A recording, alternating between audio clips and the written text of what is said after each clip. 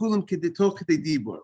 We said in order for Edom Zomimim, and now we're going to explain what Tosfos' pshat. Tosfos' pshat is, I looked over yesterday, is that we said in order to punish all the Edim, we said that all of them have to become Zomimim. Correct? If everybody does not become a Zomim, you don't punish the witnesses. Only if all of them become Zomim. Now, the only time we need all the witnesses to become Zomimim, the only time is when they're all considered one group. But if the Zomimim, if two guys come in and they testify and they became Zomimim, and then there were more guys that also were Zomimim, but they came in not together with the first two guys. They came in after Toch Kedei Dibur, so they're not considered part of the group of the first guys. And therefore, since they're not part of the same group, you could kill the first two guys without the rest of the guys becoming Zomimim. The only time you're going to go ahead and you need to kill all the Edom, have to all be Zomimim, if they all walked into court and they all testified immediately together, one after the other. Good morning, Yaron. Yaron, we have clarification on the last thing we left off on Friday. He's on, Doctor. You have battery on your phone? Mr. Safdie's on the phone. If you have battery, if you could call his phone, because I don't. My phone doesn't keep much battery. Yeah, you don't have the Zoom? No, he doesn't have the. He just wants the old-fashioned telephone. But, just call if you want to call him, put him on the phone. That would be great. Okay, so Yaron, we're clarifying the point that we had last week, right? And also, by the way, everybody knows the idea of Toch Kedei Dibur. You know, Toch Kedei Dibur is the amount of time that a person says Shalom Alecha Rebbe. If you have, we know that halacha when it comes to, let's say you say a bracha on something, and then you make a mistake, and then you catch yourself. Morning, Mr. Admin. If you catch yourself after you make a bracha and you make a mistake, let's say on something that grows from the ground, you said a borei pri ha'etz on something that grew from the ground. And that's a very inappropriate bracha. It's not the fruit of a tree; it's the fruit of a ground. Or on the coffee, you said a borei pri ha'etz. So what do you? The coffee might be different because of the coffee beans, whatever. But you went ahead. But if you went ahead and you said a borei pri ha'etz on something that grew from the ground, so if you catch yourself Toch Kedei Dibur, if you catch yourself immediately within the amount of time, like maybe it's like to say Shalom Alecha Rebbe, then if you correct yourself, it's called a proper correction, because it's not that amount of time is not called a real. It's like you're still in it. You could still correct yourself, but once that amount of time has lapsed, now you're into a different zone. What do you say? It's about 2 seconds. I would say Shalom Alecha Rebbe. Shalom Alecha Rebbe. It's about 2 seconds. Yeah, about up to 2 seconds or so. We're on 6A. So 6A, and in the art scroll, it's 6A1 by the Gemara. And we had the idea that when you come as a group, you go down as a group. And morning, Michael. We welcome Michael back. Good morning, Jaime. Good to see you, Jaime. Good morning. Thank you. Morning. Good to see Michael's back from his duties as a very good uncle, as a baby, helping with the kids. The Mishnah has stated, and we left off with a challenge on Friday, that the Mishnah said that if you're part of a group, in order to punish any of the witnesses, all of them have to go down. They all have to become Zomim. They all don't become Zomim. They all are not framers. We the court can't punish them. They only, now, the Gemara says, that's provided that they come in as a group. If they don't come in as a group, then we have the ability to punish those guys. That if we have two guys come in, and then later on, two guys come in, and then the fact that only two of them became Zomim, we could punish those two guys. Now, what makes them together or what makes them not together is how when they come to court, the Eidim Zomim, did each one speak? Now, the Gemara is going to clarify, did they come together or they didn't come together? What's called together? Toch Kedei Dibur. They all came within a amount of time, within 2 seconds. The Gemara first takes it literally. It sounds like that they all have to testify within 2 seconds. It's impossible for all the witnesses to testify. The Gemara is going to clarify that means when each witness finishes his testimony, the next guy has to start immediately within that period of time. If they start within that period of time, that's considered a group, or but if they don't start within that period of time, they're not there, they don't start, they're not considered a group. Shalom Aleichem. That's the time. That's the right, exactly. That's what the Gemara is going to conclude. And now we're going to just say, Aaron, is it clear? Now we're going to say it inside the Gemara. We welcome back to Navid. Amarav. And by the way, Mark, we found on Friday, I found on Thursday, I want to tell you on Friday, that the halacha says like you. That's what I want to tell you. What was Mark's point? Morning, Ariel. Mark's point was we had in the Gemara a different point that we said about witnesses. They're going to see an opinion in the Mishnah that in order for a witness, if a witness has intention to go ahead and testify, that makes you part of the group. If you don't have intention to testify, then you're not part of the group. So therefore, if 10 people saw something, one area, and 9 of them had intention to testify, and then 10th guy did not have intention to testify, he, even if he's related to one of this group, even though he saw it together with them, if he had no intention to testify, he will not invalidate the group, according to that. That's another, we'll get to that. But at this point, because this rabbi holds, it's all about what you saw at the time of the testimony. And that rabbi says, as long as you did not intend to testify, you will not ruin the group. That's what the rabbi said. So we thought, based on that, the same way he doesn't ruin the group, because if you saw something, if you don't intend to testify, you don't ruin the group. So we thought to say that makes you not a witness. That rabbi held that invalidates you as a witness. The fact that you did not intend to testify when you saw something, that invalidates you as a witness. And Mark was questioning that. Mark said, what do you mean, Rabbi? The fact that you saw something, you didn't intend to testify, you saw it, you know the details. So why should that make you not a witness? So I saw in the Shulchan Aruch, it says like Mark, it says that even though the fact that you had in mind not to testify separates you from the group, but does not invalidate you as a witness. So there's a split. You can have this phenomenon, you're not part of the group because you didn't intend to testify when you saw it. So therefore you're like your own man, but you still could come to court and testify. As long as you know exactly the details clearly, even though you didn't intend to testify, you saw the guy shot in front of your face, you shot the guy. You saw it. The guy was warned. You had in mind not to testify, but you saw it. So then you would be able to be a witness on this. That's just wanted to get back to you on that point that Mark was questioning. Yes, Mike.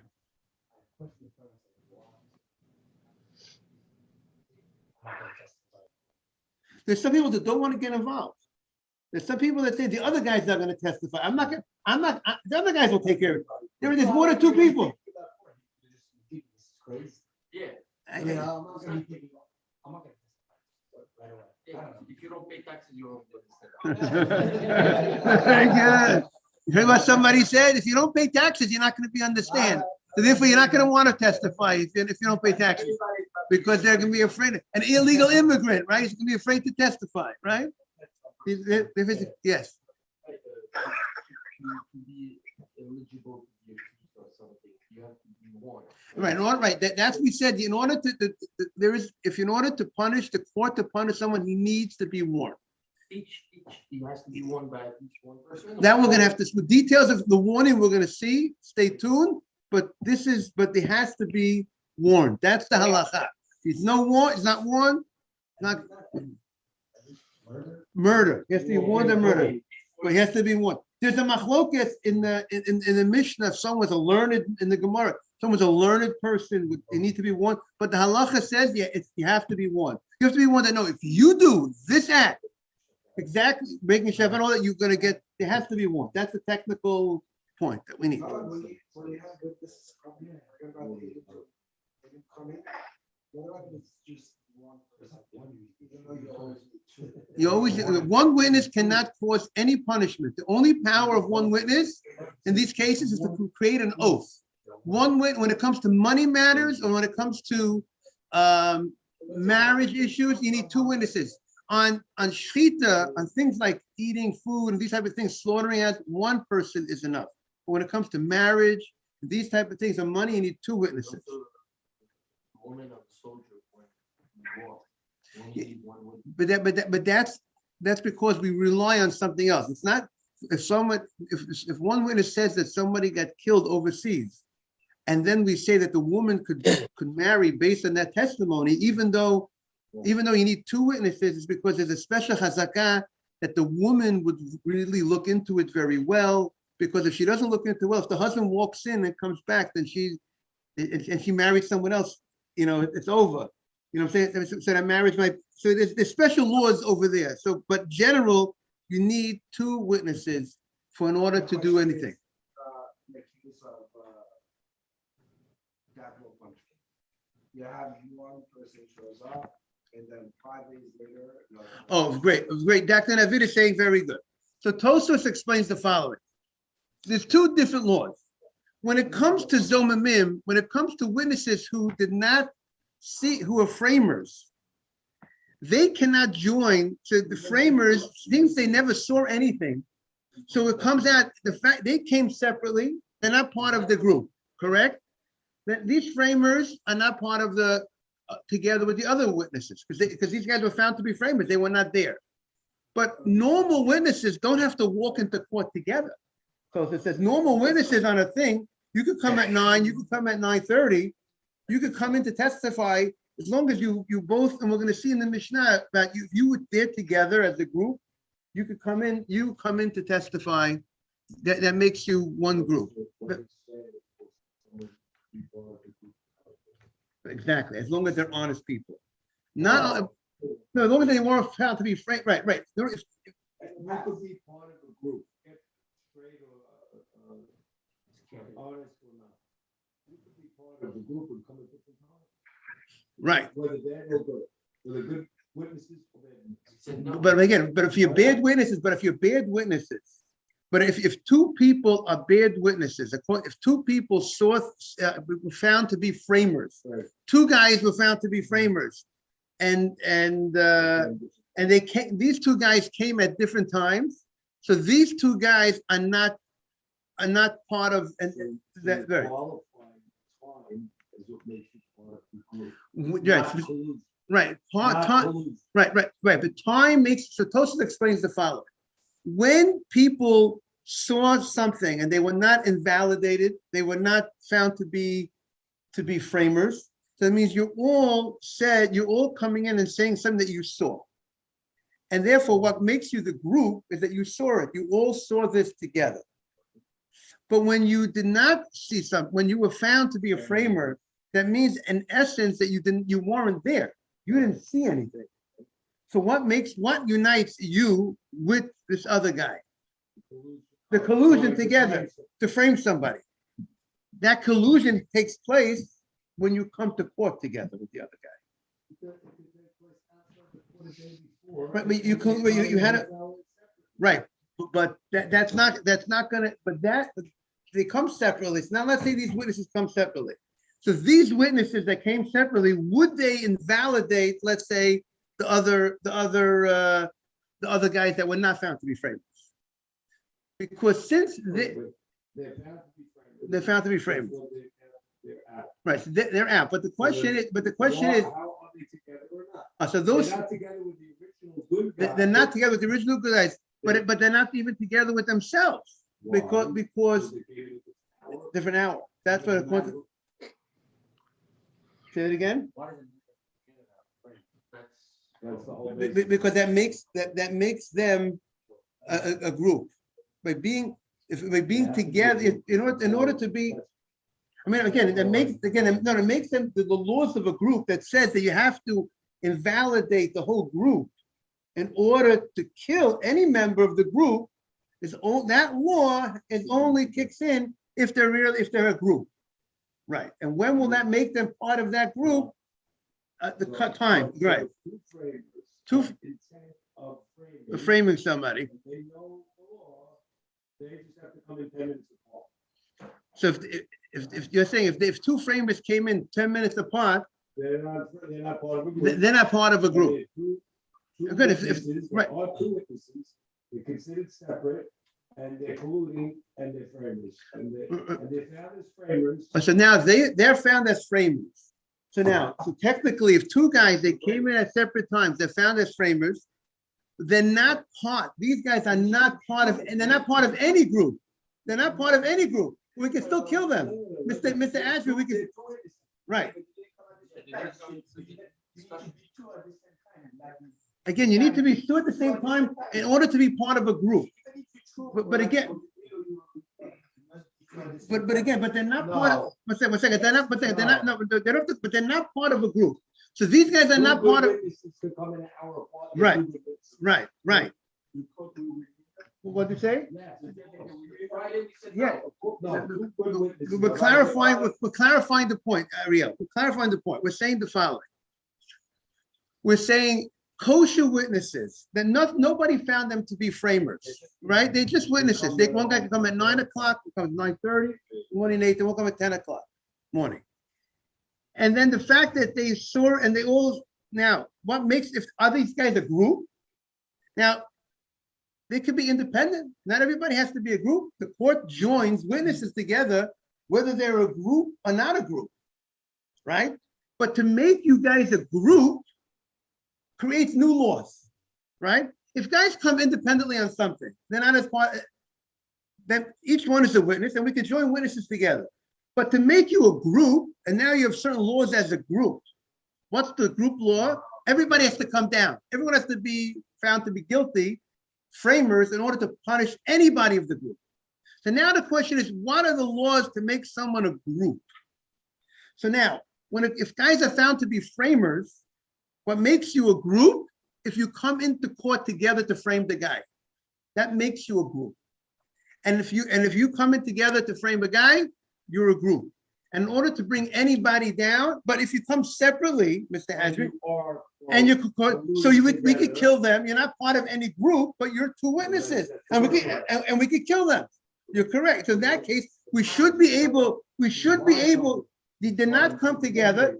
Each one is a framer, so that we should be able to kill them as individuals. And they don't have this technical loophole that all have to be found guilty. Right, but they're not part of any group. But there is a law that you have to have, but there is a law that in order to kill any framer, there has to be at least two people that found guilty as framing. So you can kill them. There's an incentive to come as a group. That's true. That's true. Right.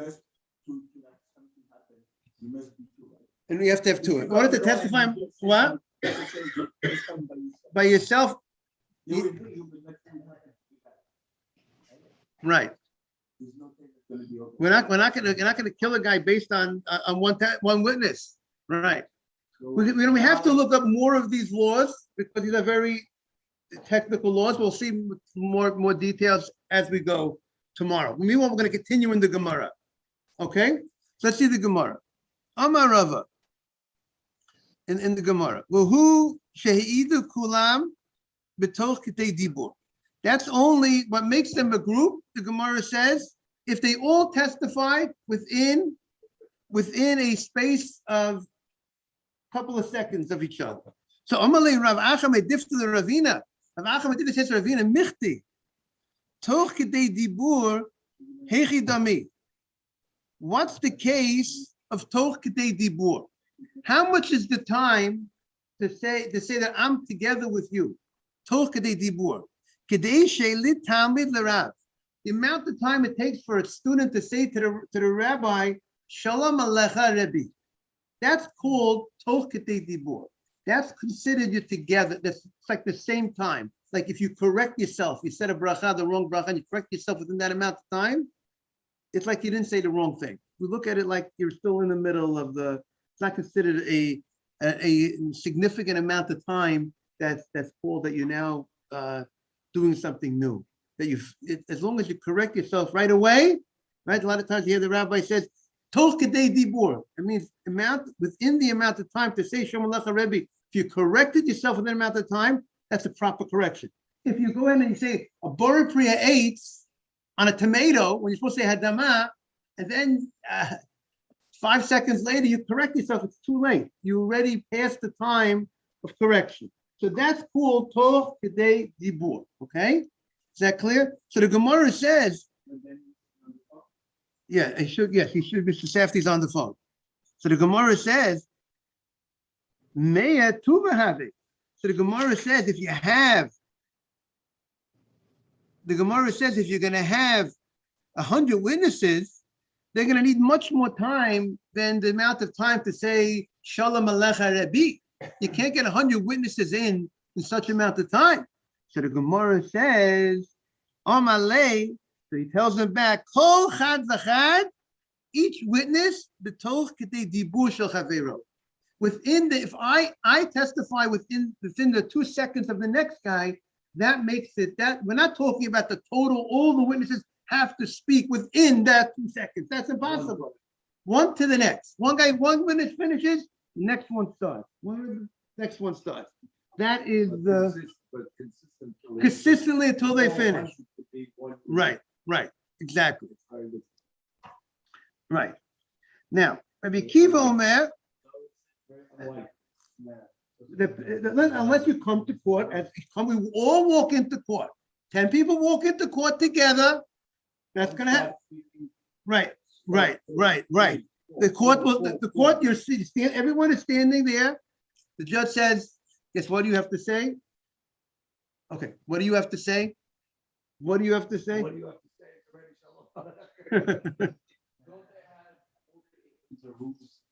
They cross-examined them first, but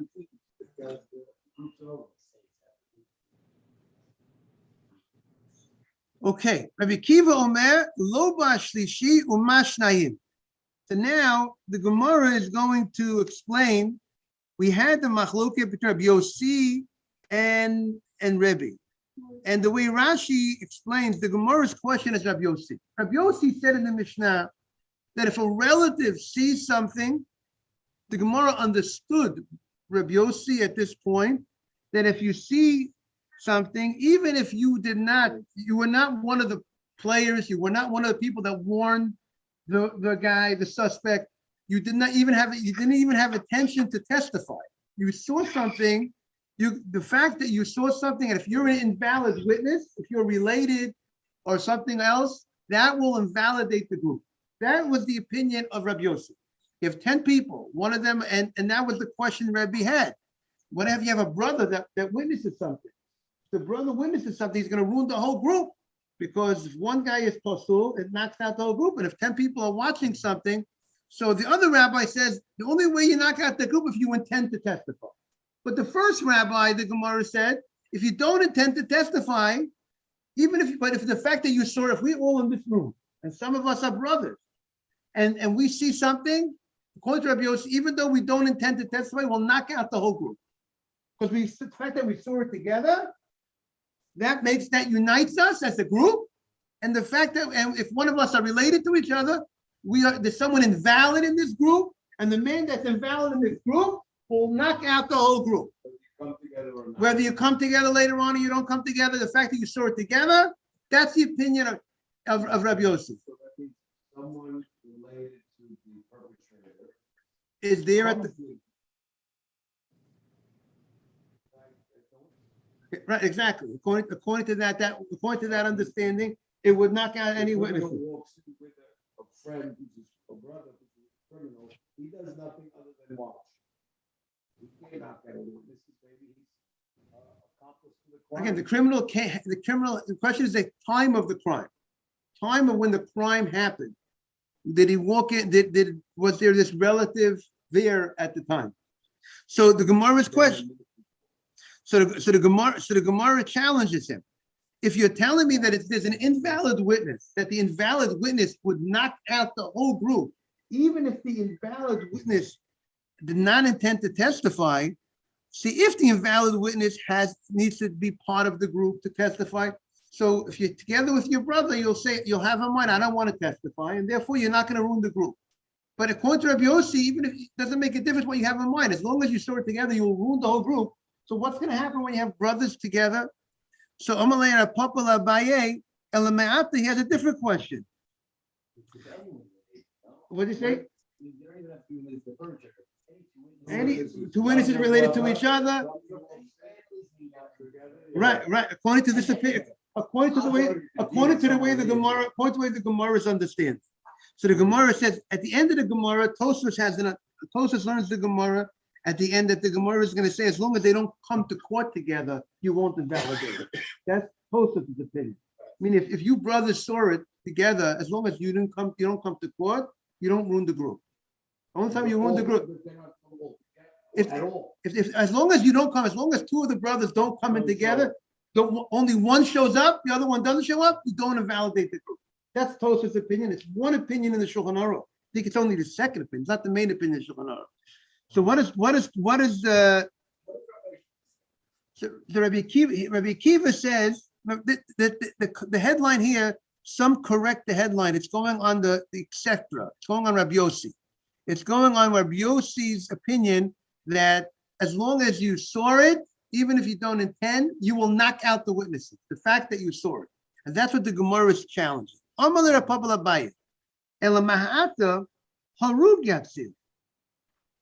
Edim that somebody, the person who gets killed, the person who gets killed, the victim. Now, is the victim a kosher witness on his case? Obviously, a victim cannot testify on his case because he's related to himself. Like I can't walk into court to say somebody attacked me. It's not like, the stories in New York, they make up stories with Al Sharpton, right? That story with the lady. She says she was attacked and she wasn't attacked. She made up a story, right? People make up stories. We need witnesses to say that somebody attacked somebody, right? So the person goes ahead and they say, so the person himself, the victim is not a kosher witness. So therefore, every time there's a case that somebody gets hurt, the guy got killed. If he saw the person at the time of the crime, so we have an invalid witness. Now, obviously, it doesn't make sense that such a thing should throw out the case. So the Gemara he's trying to understand his opinion, to say that somebody who was, right, Nathan, you had the point? If somebody is an invalid witness at the time of the scene, was there at the scene of the crime, he will knock out the whole group. So the victim, the Gemara is going to ask. Then the Gemara is going to say the perpetrator of the crime is also not a kosher witness for the crime. So everybody, there should always be somebody that should knock out and then the Gemara is going to answer, those are not the people that can knock out a crime. It has to be someone not part of the act. Those are the people who the Torah is saying is part of the group. Rabbi, yes. The victim and the perpetrator are both not counted as witnesses. Exactly. They're not kosher witnesses. No, the perpetrator. So therefore, that's exactly how I mean it. So that's the Gemara's question. The Gemara is going to question it. Since they're not kosher witnesses, a victim can't say, I want to testify what happened to me. Person can't say that. You could testify, you could say someone did something to me. We have to find witnesses on the deal. Because or else people can make up anything they want. They could say, you know what? He did something to me. She did something to me. Right? You have to have two independent people that say that. Have to be now the Gemara is going. What'd you say? Uninvolved in the act, completely. Exactly. Those are the people who are the witnesses. Everybody else can't play a role, and they wouldn't knock anything out. Yes, Ariel, you want to say something or not? No. Okay. So now the Gemara is going to spell out this point. The guy who got killed, he should save the perpetrator because he's related to himself. and he's one of the people in the crime, and he's an invalid witness. So the Gemara says, "Kishahogam acharav." The case that you could kill the perpetrator is when the victim did not see the murderer.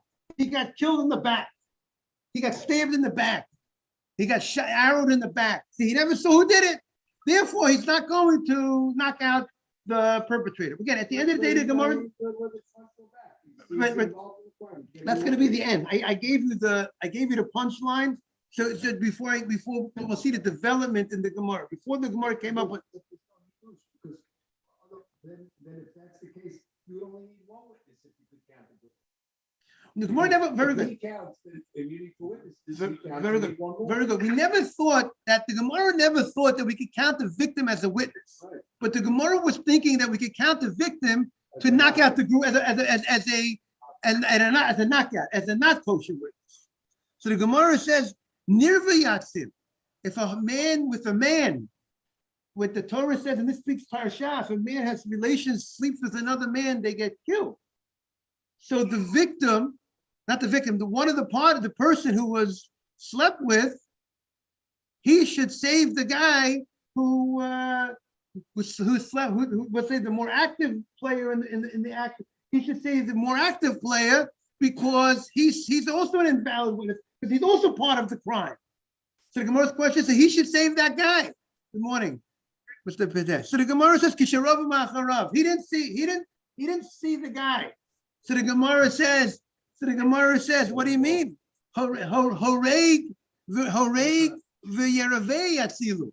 So the Gemara says, Mr. Pedesh, we're talking about witnesses and group and invalidations and things of that nature. What would invalidate a group of witnesses? If people see something, and one member is not a kosher witness, sometimes he will invalidate the whole group. So the Gemara says, Horeg v'yeravei atzilu. The murderer himself, the one who actually was the active role, who slept with the other man, he's related to himself. He's not a kosher witness. He sees his crime. So shouldn't he, we have an invalid witness at the crime. So shouldn't that, according to Rabbi Yossi, shouldn't that knock out the group? So the Gemara says, Ishti. The rabbi really didn't have an answer to the question.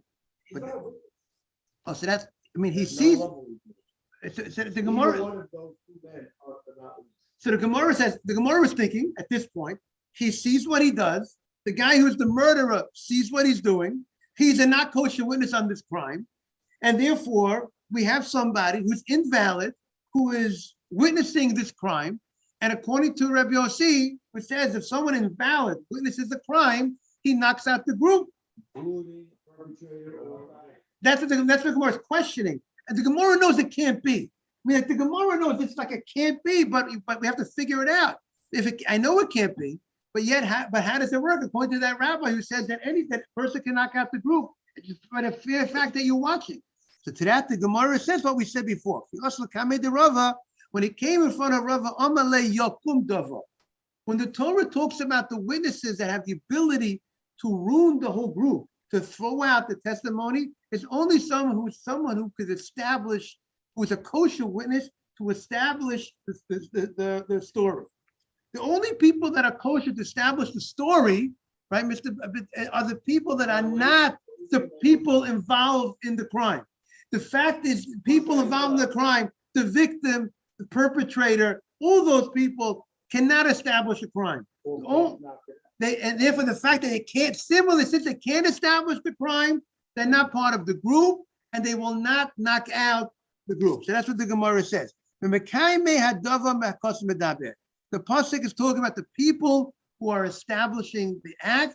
Those are the people, if they would see, if you are a kosher witness, you're not one of the members of the story, you're a kosher witness, and you see it together with a not kosher witness, meaning this everything is, the kosher witness is not part of the not kosher witness is not invalid because he's a perpetrator. He's invalid because of some other issue. He's related to some other thing.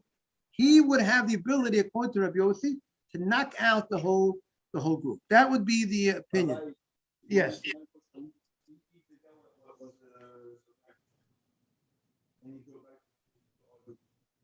So we said, according to Tosfot, the Zomaim, if one guy becomes found to be a Zomaim, Zomaim means you weren't there at the time of the crime. Therefore, you're not part of the group. You can't be part of the group of witnesses to see a crime if you're not part of that group. Because you were found to be a framer means that what? You weren't there when you came to court. So that's another question. According to Tosfos, that wouldn't make a difference. According to Tosfos, as long as you weren't part of that group at the time of the seeing of it, you were found to be a framer, you will not ruin the group. Okay, we want to thank you. It's a fascinating Gemara. Time goes so fast. When you're having fun, time flies. We want to welcome Mr. Patesh coming today to the class. Starts at 6:45, but we let you in anytime. Every minute counts. Okay, have a great day. Yeah. Thank you, everybody. To be continued, TBC. Great day, everybody. Bye-bye. Good to see everybody and a beautiful crowd.